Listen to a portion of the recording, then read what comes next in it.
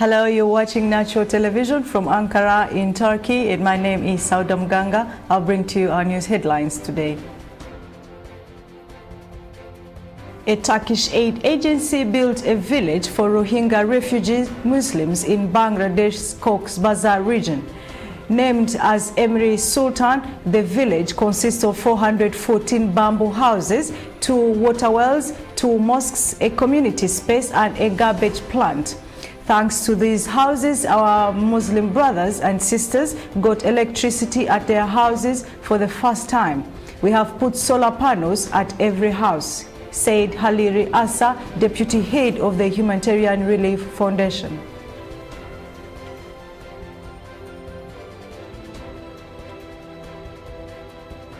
Activists staged a demonstration organized to mark the 71st anniversary of Nakba, also known as Day of the Catastrophe in 1948, against the Israeli violence in Gaza outside the Wasren Cape State Assembly in Cape Town, South Africa on Thursday.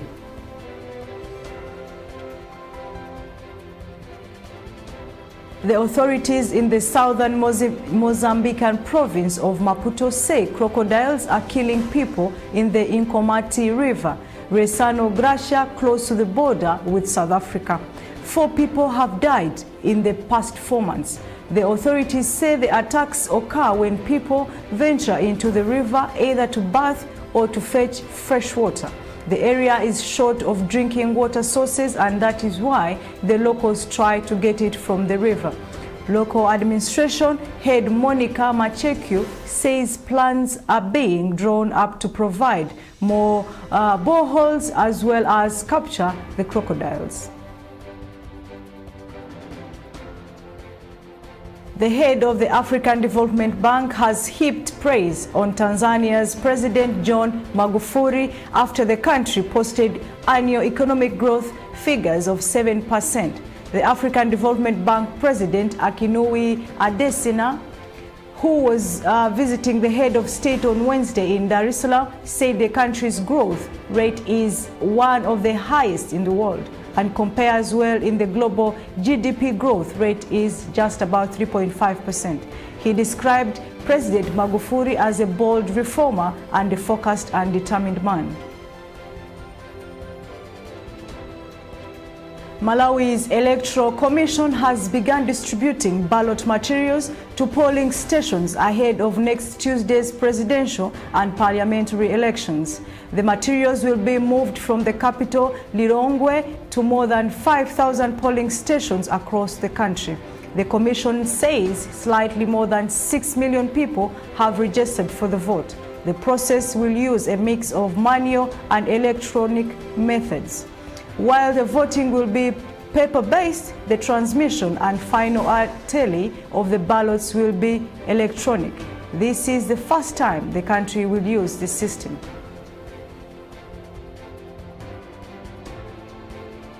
There is a heavy deployment of security forces on the streets of the South Sudanese capital, Juba, with door-to-door searches being carried out in some neighborhoods. This comes ahead of planned street protests in towns across the country and in the diaspora.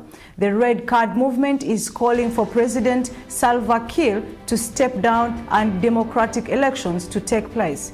The movement, a coalition of youth and women's groups, says it is time for the ruling class symbolized by President Salva Kiir to be removed. They accuse the warring sides in South Sudan's civil war of ripping the country apart.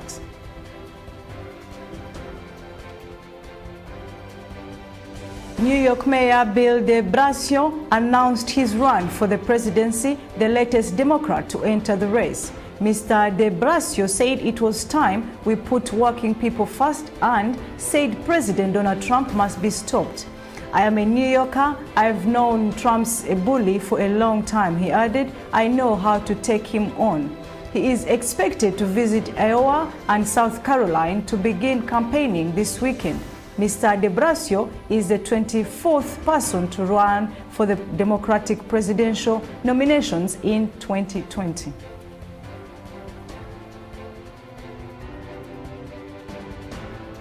Close to 1 million plastic shoes, mainly flip-flops, are among the torrent of debris washed up on an unspoiled paradise in the Indian Ocean. Scientists estimated that the beaches of Australia's Cocos Keeling Islands are strewn with around 414 million pieces of plastic pollution. They believe some 93% of it lies buried under the sand. The researchers say they are concerned that the scale of concealed plastic debris is being underestimated worldwide. Nearly half the plastic manufactured since the product was developed 6 decades ago has been made in the past 13 years, scientists report. Turkey neutralized over 400 high-level terrorists over the past 2.5 years, President Recep Tayyip Erdogan said on Thursday, saying in just 2.5 years alone, we have neutralized 420 so-called high-level terrorists, including 16 red-listed terrorists, Erdogan told members of domestic security agencies following fast-breaking meal or iftar in Istanbul. Turkish authorities often use the word neutralized in their statements to imply that the terrorists in question either surrendered or were killed or captured. Hesabını misliyle sorduk, sormaya da devam ediyoruz. Kesintisiz operasyon politikasını başlattığımız günden itibaren teröristlere çok büyük zayiatlar verdik.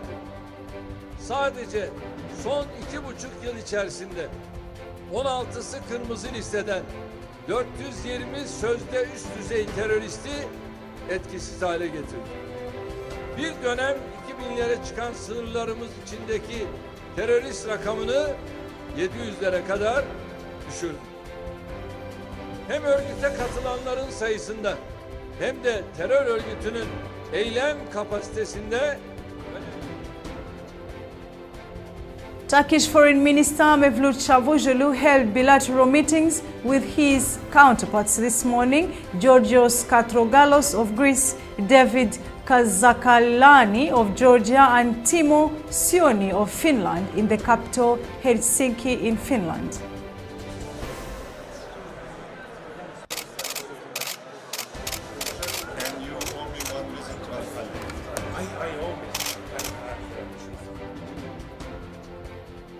Five irregular migrants were killed and 37 others injured when a truck carrying them overturned. The incident took place in the Tuzba district of Van province, and the identity of the truck driver is yet to be ascertained. 2 national medical rescue teams and 11 ambulances were sent to the scene. The injured people have been taken to the hospitals.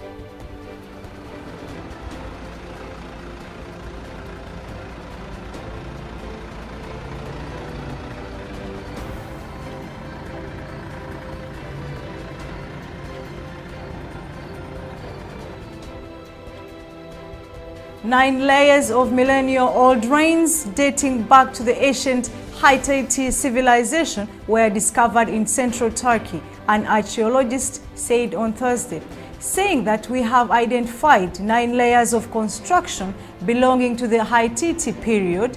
Kiyoshi Matsumura in Kirkale, where the dark site is located. Matsumura said he and his team unearthed a city wall dating back to 600 or 700 BC, adding that the team had found a layer underneath dating back to 14th century BC. The excavation area covers a huge city, Matsumura said, adding that the team would continue work even if it took more than 100 years to unearth the entire area. Geç demir çağının tabakaları kaldırarak onun altındaki Hitit İmparatorluk çağının tabakaya inmeye çalışıyoruz. Şimdi bu arkada arkadaşların kazdığı tabaka, arkadaki bu geç demir çağı milattan önce 600-700 civarındaki sır duvarı yaptıktan sonra doldurulmuş olan topraklar kaldı. China's top diplomat Wang Yi received Turkey's Deputy Foreign Minister Sedat Onal in capital Beijing. Wang said both countries shared common interests and have big emerging markets. He called the Turkish officials' visit valuable in terms of political dimensions. Onal said they had conducted fruitful bilateral talks and invited China's foreign minister to attend the annual ambassadors conference to be held in Turkey in August. Onal was accompanied by Abdulkadir Emir Olan, Turkey's ambassador in Beijing. Sincere best wishes to my old friends and good friends. Thank you very much, Mr. Minister. We are pleased to be here in China for political consultations. As you said in the morning, we had a very fruitful discussion with the counterpart. First, I would like to convey the greetings and best wishes of my minister to Your Excellency. Taiwan's parliament has become the first in Asia to legalize same-sex marriage following a vote on Friday. In 2017, the island's constitutional court ruled that same-sex couples had the right to legally marry. Parliament was given a 2-year deadline and was required to pass the changes by 24th May. Lawmakers debated 3 different bills to legalize same-sex unions and the government's bill. The most progressive of 3 was passed. Hundreds of gay rights supporters gathered in the rain outside the court building in the capital, Taipei, to await the landmarking ruling. A criminal investigation has been launched against a French doctor over the poisoning of 17 people in France. Frederic Peicher, an anesthesiologist, has already been investigated for 7 other cases of poisoning, in total leading to 9 deaths. Prosecutors alleged they deliberately tampered with his colleague's anesthesia pouches to create an emergency and show off of his talents. Mr. Peicher denies all allegations and faces he will face a life sentence if found guilty. Russian President Vladimir Putin intervened in an ongoing row over a new church in Yekaterinburg. He said the Russian Orthodox Church should unite people but not divide them, and called for the plans to build a church in a park to be put to a poll. The city's deputy mayor quickly announced construction would be suspended while a survey was conducted. It comes after 4 days of protests by thousands of city residents, during which 96 people were detained. Protesters say that building St. Catherine's Cathedral on a park square will destroy one of the Yekaterinburg's few green spaces, which one local residents, the group activists, say it is a favorite place for residents to relax.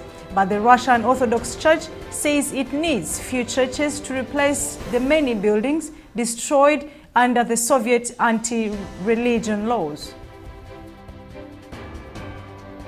South Africa will be spending 100 million rand, equivalent to $7 million, less on President Cyril Ramaphosa's inauguration compared to the cost of swearing in for Jacob Zuma for his second term 5 years ago. Announcing the change, Minister in the President's Nkosazana Dlamini Zuma said spending had to be reduced because all we know there is economic difficulty in the country. A high court in Kenya ordered former President Daniel Arap Moi to pay nearly $10 billion to a family for illegally acquiring their 53-acre parcel of land 36 years ago, the local media reported. On 21 September 1983, the former head of state ordered officials to register the land owned by former Chief Noah Chelungu under his name. The paper says Mr. Moi then sold the land 24 years later to a company owned by the Jaswat Rai family. Mining giant Anglo American opened a $62 million platinum smelter in Zimbabwe, the country's first such refinery. Its investment is seen as a boost for President Emmerson Mnangagwa, who has been trying to improve relations with foreign companies since he ousted long-serving ruler Robert Mugabe in 2017, saying, "We are determined to increase our visibility and to be among the leading producers of platinum in the world." Mr. Mnangagwa said as he has opened smelter in Shurungwi, more than 300 kilometers southwest of the capital, Harare. Thank you so much for being with us. You can check our social medias of Natural Television or send us a message on our WhatsApp number written on your screen.